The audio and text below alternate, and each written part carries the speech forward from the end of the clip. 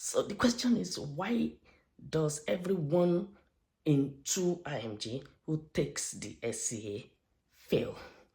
And using my experience of helping well over 100 IMGs pass, starting from the RCA now to the SCA after multiple fails, I want to today discuss with you 7 top reasons why the IMGs struggle with the SCA. So welcome back to my channel. My name is Ola.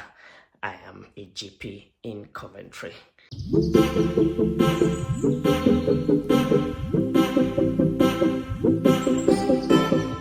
Not long ago, the RCGP released data concerning the pass rate in the SCA, and the IMG pass rate in the SCA stood at 51% compared to the pass rate in the British trained doctor, which is at 94%. So the question is, why does everyone in 2 IMG who takes the SCA fail? And using my experience of helping well over 100 IMGs pass, starting from the RCA now to the SCA after multiple fails, I want to today discuss with you 7 top reasons why the IMGs struggle with the SCA. I've heard a lot of people saying the challenge is lack of communication, is poor communication. That's a factor. However, how exactly does this cause the IMG to fail the SCA? Without further ado, let's go into it. Number 1 is lack of structure. The vast majority of friends that get across to me when I listen to recording, that's often the first thing I pick. When a doctor has got a good consultation structure, they are able to take a good and detailed history within a short time, such that by the 6-minute or 7-minute mark, they are done with the structure, with the history taken, and they can go straight to the management. When a doctor does not have a consultation structure in place, it will mean they will forget many things. So many things will slip out of their fingers during the course of the consultation, and the consultation will not be effective. They will also waste a lot of time by not using the time right, such that by the time they are getting to the management, they are against time already, and then they have to try to hurry up in order to finish the consultation. Second is not knowing the point of the consultation. At some point, the doctor has to sit down and ask myself, why is this patient here? What does this patient want from me? What does this patient think is happening to them? Which is what brings us to what ICE is: ideas, concerns, and expectation, which we all know. But how does the doctor use the information that the patient has already given them to bring out eyes without directly asking for the eyes, without being formulaic, and without looking across as this is all they want to get in this consultation? How does the doctor then use the information they've received in the remaining course of the consultation? For instance, if a patient has expressed that they think they might have cancer, and the doctor is at the diagnosis point in their consultation, the doctor ought to be using that information that the patient has given to reflect back to the patient. Oh, I know you did mention you might have cancer. Thankfully, that's not that doesn't look like what's happening here, because you don't have this, that, and that. The same thing with the concerns. The doctor ought to then be using that, making sure that the patient is seen as a patient, as a human, but also as a customer, such that what they have in their mind is addressed, such that what they expected the doctor to do for them before the consultation is addressed as well, such that when they've got concerns, it's also addressed. The third commonest reason is not fully exploring the psychosocial context. Many of my IMG friends and colleagues, and myself included, have a background in the hospital. So because we have a background in the hospital, many of us have come from various specialty, pediatrics in my own case. Many of us are not used to treating the illness. we are used to treating the disease. For instance, let's say someone is having osteoarthritis of their knee and they were going for surgery. I should be asking them, how are they coping at home? What do they do at work? How are they coping at work? The time they're going to have surgery, how is their home situation going to look like? Who will look after them at home? If there are specific roles they play at home, who is going to stand in the gap when they are away? This chronic illness that they might have, causing them pain, causing them swelling, how has it affected them in terms of their mental health? So that will be me looking at the patient in the complete picture. But most likely, what an IMG is likely to do is to say, okay, this is affecting you, oh, this pain is bad, and stop at that. So when we stop at that, we are not able to, unfortunately, bring out a lot of the things that we would have used to prosecute the management of this patient. And what often happens is that the management is done brilliantly, but it is clinical. We are managing it the way an hospital doctor will manage it and not necessarily the way a GP would. Number 4 is not sharing the management. I mean, many of us have come from cultures and places where the doctor is king, where the doctor knows best. So when we get to the management, many of us have a management that doctor-centered, that we just dish out the instruction. Okay, if you do this, and this, that should be fine, and that is it. But the management needs to be a communication. As it is the whole of the consultation, it needs to be a communication between two jolly friends. Just one happens to be a doctor and one happens to be a patient, such that both parties are able to contribute into the management. When done that way, multiple studies have found that compliance is better and the long-term outcome of the patient is better. Number 5 would be the management being medical.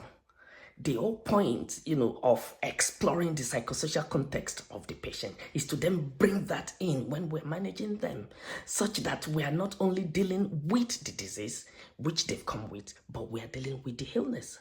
For instance, that patient I was referring to, that example, who has got osteoarthritis, who has gone for knee replacement. And when I'm managing that patient and I'm asking them, look, because you're struggling with activities of daily living, shall we ask the social prescribers to please see you and help us see what they can do about that? Oh, because you are a nan and you have caring responsibilities for your grandchildren, is there any other nan of theirs that can step in whilst you're recovering from this illness, such that the care of the grandchildren doesn't suffer? That will be me dealing with not only the medical aspect of the patient, but also dealing with every other thing that pertains to the patient. And I'm there saying, look, mobility is going to be a challenge to you. How about if we ask the occupational therapist for help here? Let them come into the house and then see if there are changes that could be made into the home in terms of devices fitted at home that will help your mobility.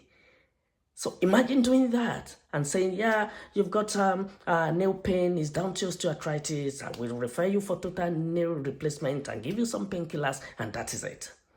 And it is when the management is that holistic, that way, that the patient is likely going to get a full care that they need, other than what they've come to tell us about alone. The other bit when it comes to the management is sometimes the management options not being in keeping with national and with local guides, where the management does not actually reflect what is being done at present, or the management shows that we are doing things or saying things that are not recent knowledge or what the vast majority of people would do. That can be a problem. Number 6 is not understanding the exam. I always get a lot of IMG friends tell me, this exam is an objective exam.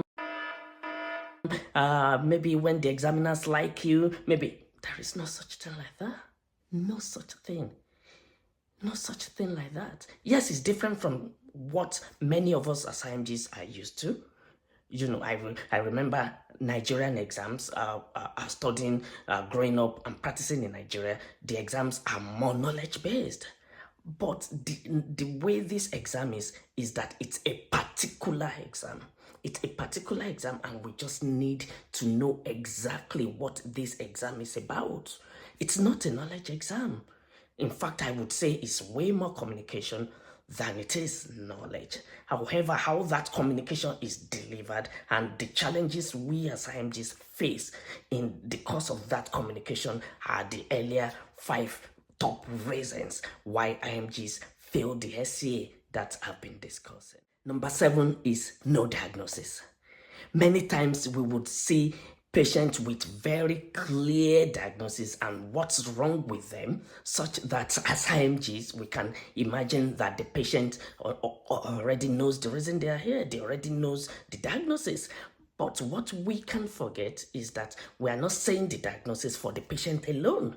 We're also saying it for the examiner. For me, I do not believe that someone should pass a station they have managed without making a diagnosis, because a diagnosis is the very, very foundation upon which we are going to build anything, in this case, our management. So if we haven't made a clear diagnosis and we are managing, you've got to ask the question, what exactly are we managing? Now, the problem here is that many times we see diagnosis as just one single thing. No, it's not. It's a working hypothesis. And the diagnosis, and that's why that eyes I discussed about is important. If patient had expressed a wrong idea, I'm bringing it back. Unfortunately, this knee pain you've mentioned, it's not just a strain, you see. It does look like it's actually osteoarthritis. It's actually wear and tear. Is that something you've heard about? So it doesn't need to be a fully established diagnosis. It just needs to be a working hypothesis. For instance, we could say, oh, this nail pain has been ongoing for a while. After asking you lots of questions and examining you, I cannot exactly work out what's causing this pain, but I suspect it's probably from wear and tear. So it's not us saying, oh, this is what's happening when we are unsure. It's us expressing where we are. When we are unsure, we're expressing it. When we are certain what's happening, we're expressing it. When we have 2 to 3 things in our minds, we're expressing it. Yeah, I agree that indeed a kidney stone can behave this way. However, because this pain does come when you twist and you make certain movements, it makes me wonder whether this is coming from the muscles of your back and not necessarily a kidney stone. So you have shown the patient how you're thinking.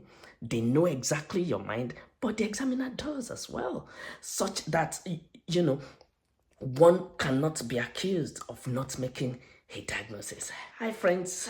Those are the top 7 reasons I've noticed why IMGs fail the SCA.